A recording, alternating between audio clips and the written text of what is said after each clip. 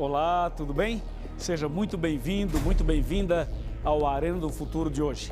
Nosso tema está maravilhoso.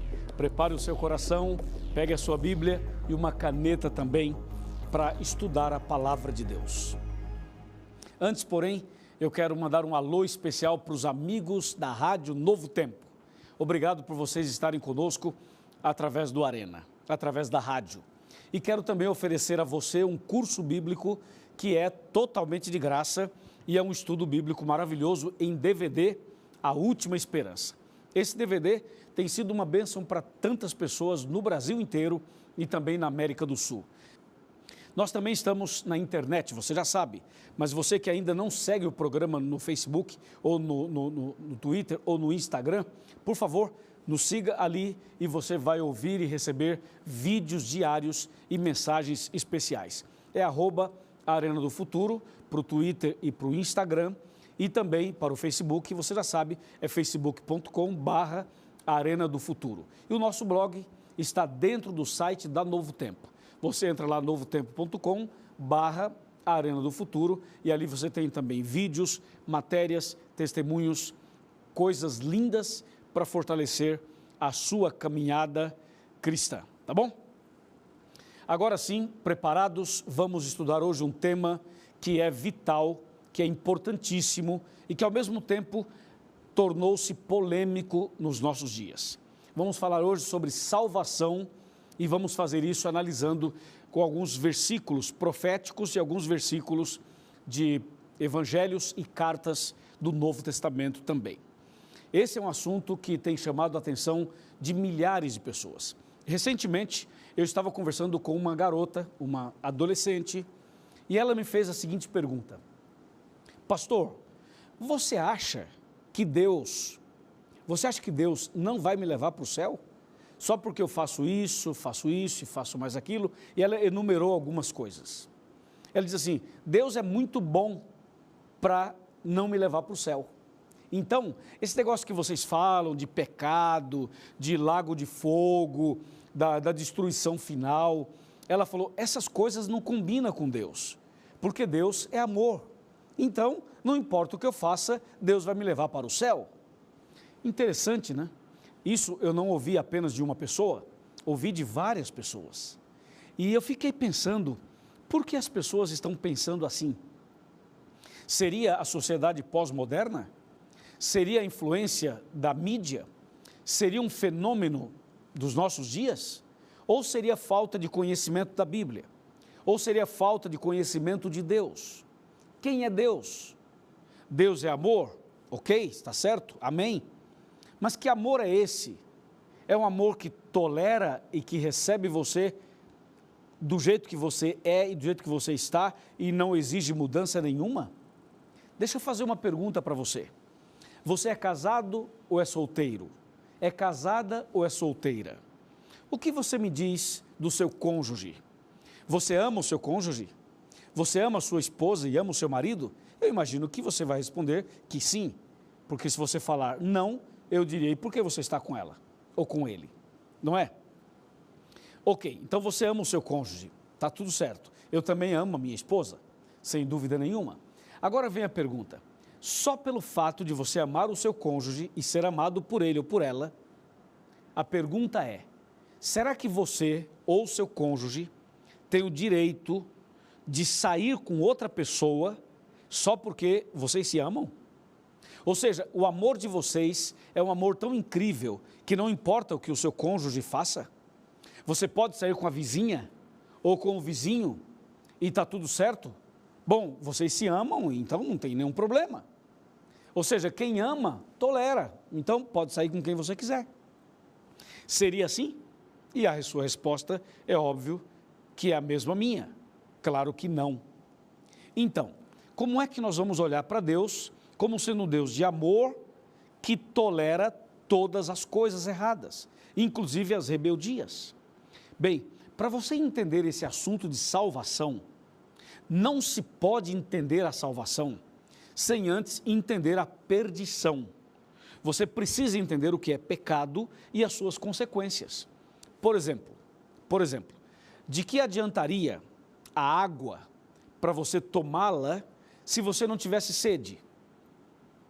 Para que serviria o alimento se você não tivesse fome?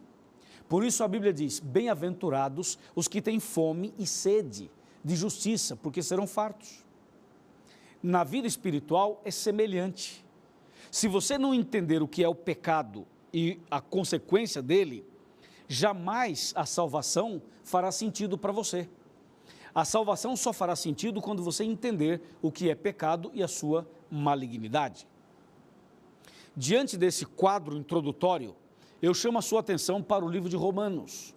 Romanos, no capítulo 5, versículo 1 e depois versículo 12. Olha só. Justificados, pois, mediante a fé, temos paz com Deus, por meio de nosso Senhor Jesus Cristo.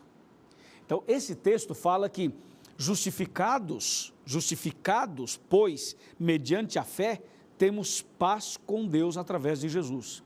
Ora, se a gente vai ter paz com Deus através de Jesus, a partir da justificação pela fé, isso quer dizer que sem a justificação pela fé, sem a salvação, você não pode ter paz.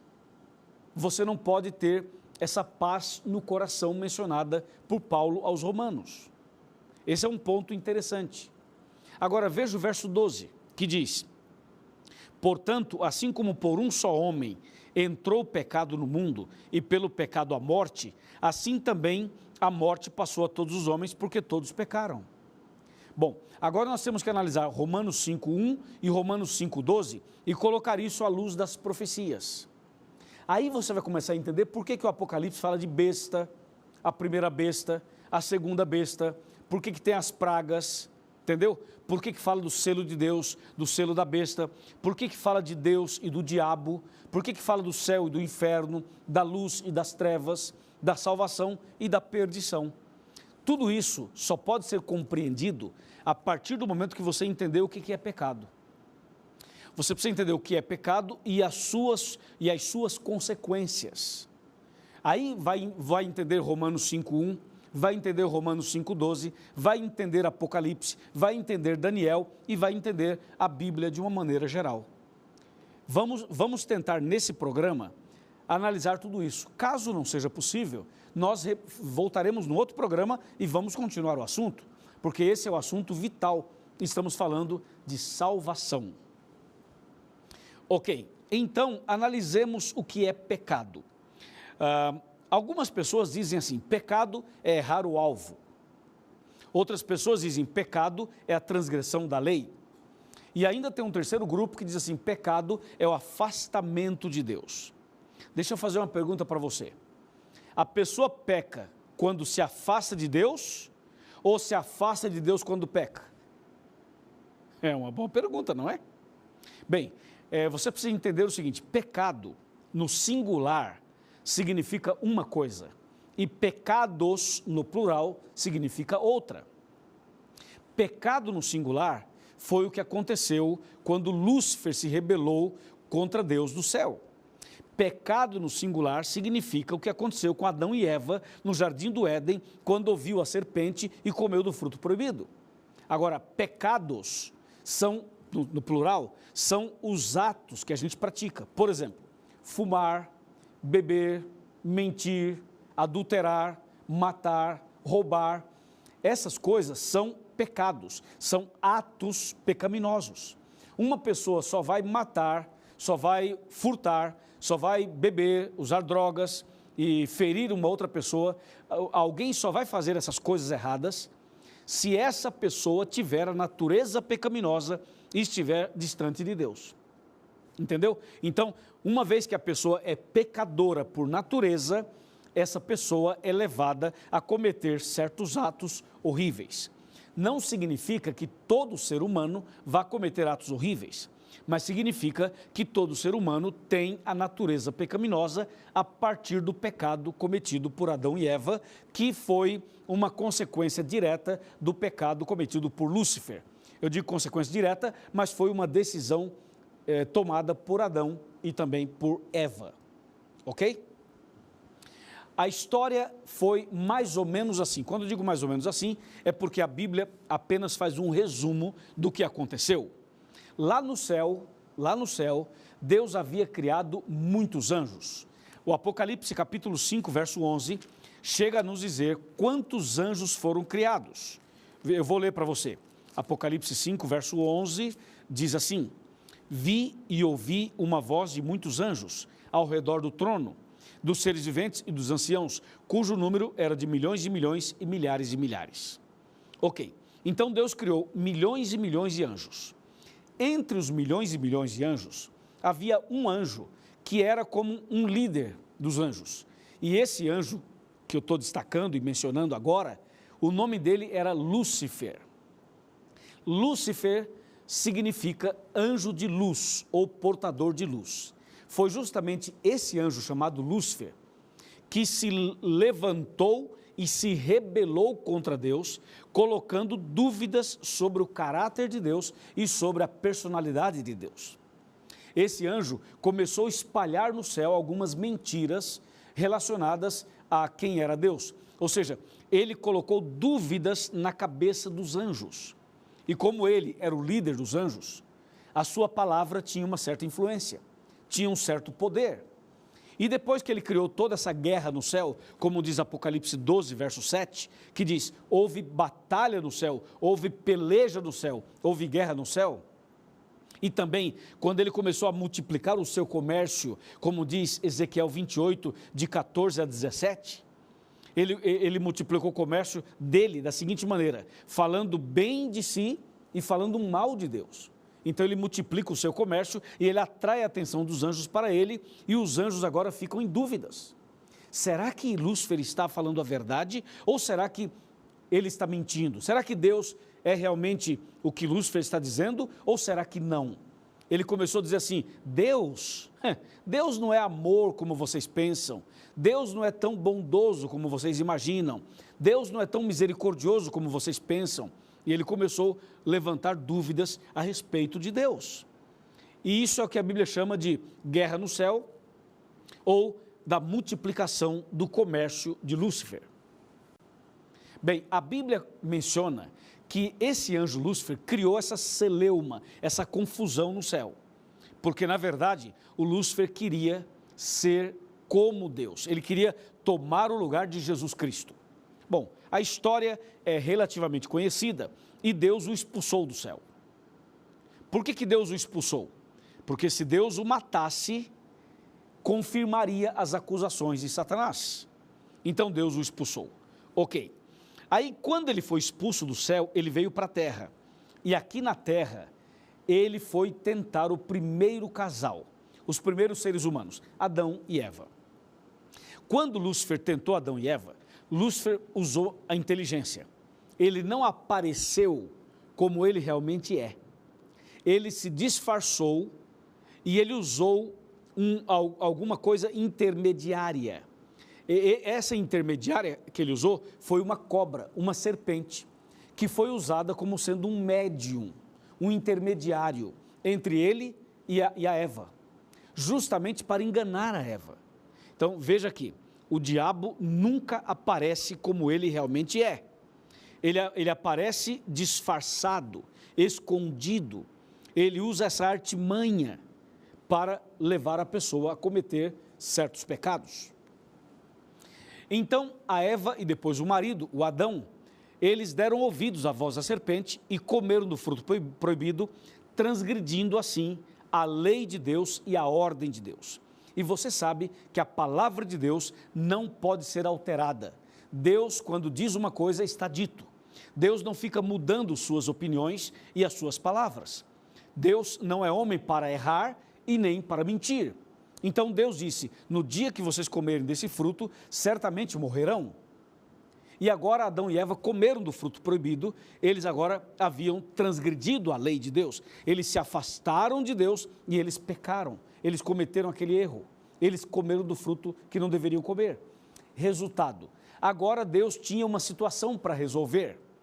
E o Lúcifer ficou lá no cantinho, ficou lá na encruzilhada, lá no cantinho, só de olho, entendeu? Só de olho. O Lúcifer ficou olhando assim para Deus e falou assim: agora eu quero ver o que é que Deus vai fazer. Agora eu quero ver, porque Adão e Eva pecaram. Adão e Eva caíram na minha tentação. Agora eu quero ver. Aí o Lúcifer armou uma arapuca. Lúcifer armou uma para tentar pegar Deus. Qual era o pensamento de Lúcifer? Ele pensava o seguinte: se Deus matar Adão e Eva, eu vou acusá-lo dizendo: está vendo como você é mau? Só porque eles comeram uma fruta você já os matou? Que Deus é você? Bem que eu falei que você não é amor como parecia ser. Eles comeram uma fruta e você já os matou. Então o diabo estava preparado para essa acusação. Aí ele pensou: e se Deus não matar Adão e Eva? Se Deus não matar, eu vou fazer outra acusação. Eu vou dizer o seguinte: está vendo aí, Deus? Você não é digno de confiança, porque você disse que se eles comessem, eles morreriam. Eles comeram e você não os matou. Que Deus é você que diz uma coisa e faz outra? Você percebeu? Entendeu aí, irmã? Entendeu aí, irmão? O diabo levou o homem ao pecado e ficou ali só de butuca, como diz lá no interior, só observando e pensando: quero ver o que Deus vai fazer. Agora pensa comigo, era uma situação muito difícil, porque a palavra de Deus não podia cair por terra, mas Deus também não podia deixar de cumprir o que estava prometido. Então Deus fez uma coisa que o diabo não esperava. Deus fez uma coisa que o Lúcifer não poderia imaginar. Sabe o que é que Deus fez? Presta atenção que eu vou dizer o que é que Deus fez. Deus falou o seguinte: Adão e Eva procuraram a Deus arrependidos. E Adão e Eva falaram assim: Senhor Deus, o Senhor nos avisou realmente, nós sabíamos tudo isso, mas nós fomos fracos e a gente cometeu esse pecado. Nós estamos arrependidos. O Senhor poderia nos perdoar? Nós queremos uma nova chance, uma nova oportunidade. O Senhor pode nos perdoar? Então Deus diz assim: ok, Adão e Eva, eu amo vocês, eu vou perdoar vocês. Vocês estão perdoados. Só que tem uma coisa: a minha palavra não pode cair por terra. Então eu vou perdoar vocês e vocês estarão livres, perdoados. Só que tem uma coisa: eu vou morrer no lugar de vocês. Eu vou morrer no lugar de vocês, porque a minha palavra é: se comer, morre. Vocês comeram, vocês merecem a morte, mas como eu amo vocês tanto, mas tanto, então eu vou morrer no lugar de vocês. E aí que está a parte mais difícil de entender, porque veja, como é que o inocente pode morrer no lugar do culpado? Como é que o cordeiro pode morrer no lugar da pessoa que cometeu o pecado? Como é que Deus pode morrer no nosso lugar? Veja, isso não é brincadeira, isso é uma coisa séria, porque se não fosse tão sério isso, Deus não teria tomado essa decisão, entendeu ou não? Algumas pessoas não conseguem entender, mas pensa comigo: por que Deus morreria em favor de duas pessoas, ou em favor de uma pessoa que sou eu, ou uma pessoa que é você, se o assunto não fosse tão sério? O que é que diz Romanos 6, 23?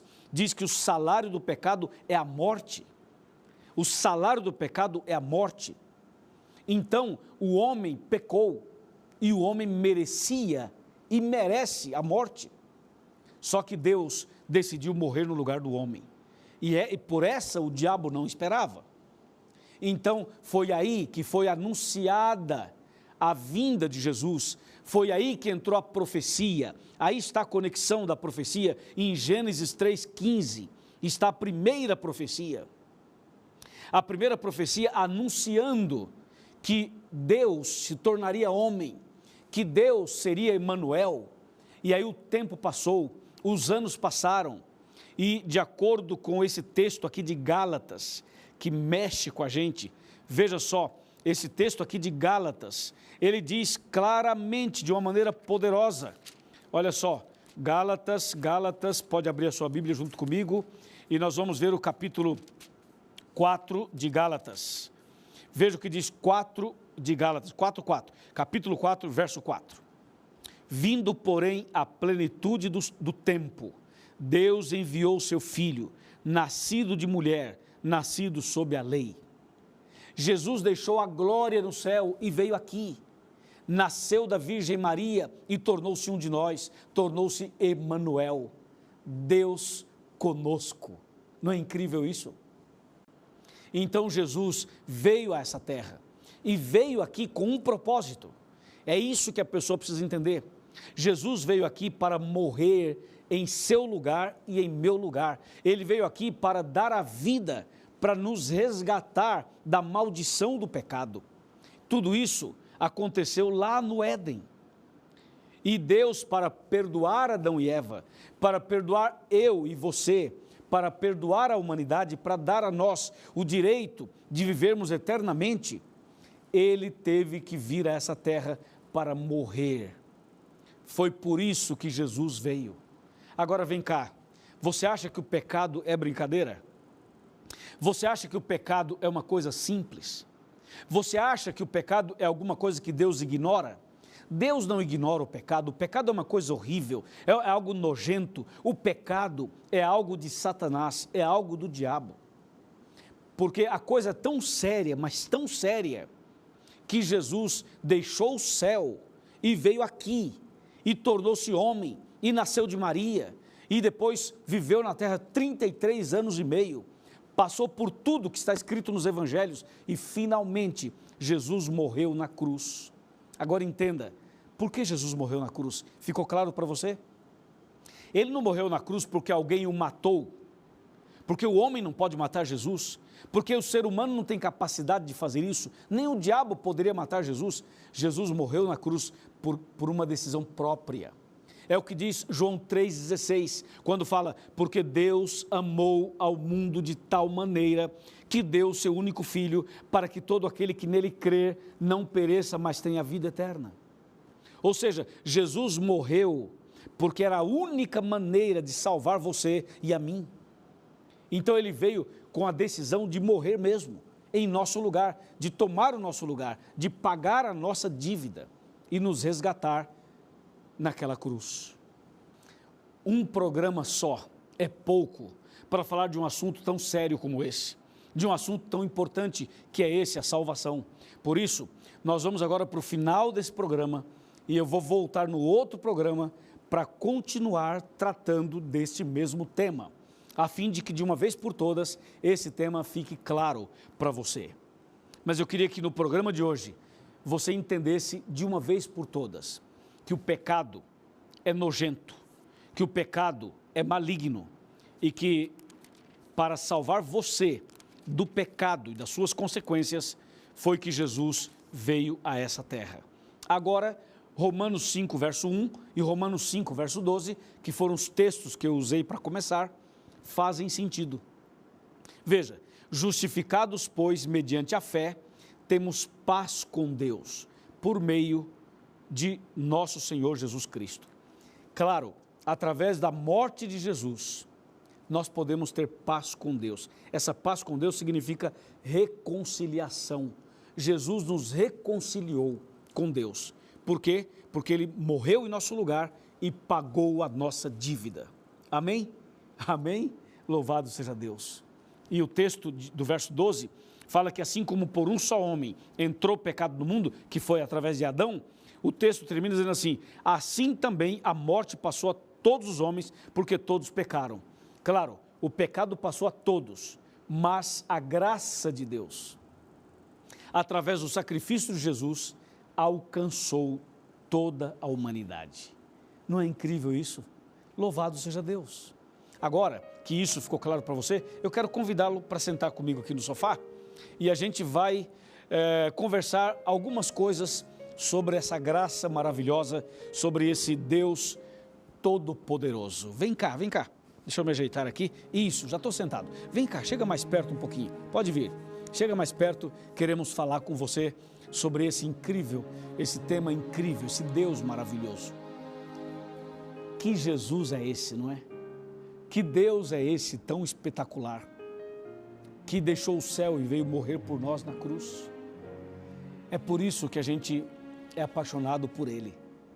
É por isso que existe o Arena. É por isso que nós estamos aqui na TV Novo Tempo.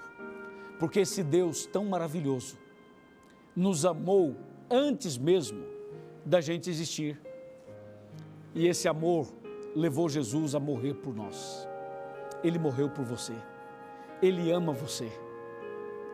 Ele tem um propósito na sua vida. E hoje, Ele está chamando você. Chamando você para que você o aceite. Porque agora é uma questão de aceitação. Agora que Jesus já morreu, já ressuscitou, agora nós estamos numa outra situação. A situação hoje é a seguinte: será que você aceita o sacrifício de Jesus? Será que você aceita Jesus como seu salvador pessoal?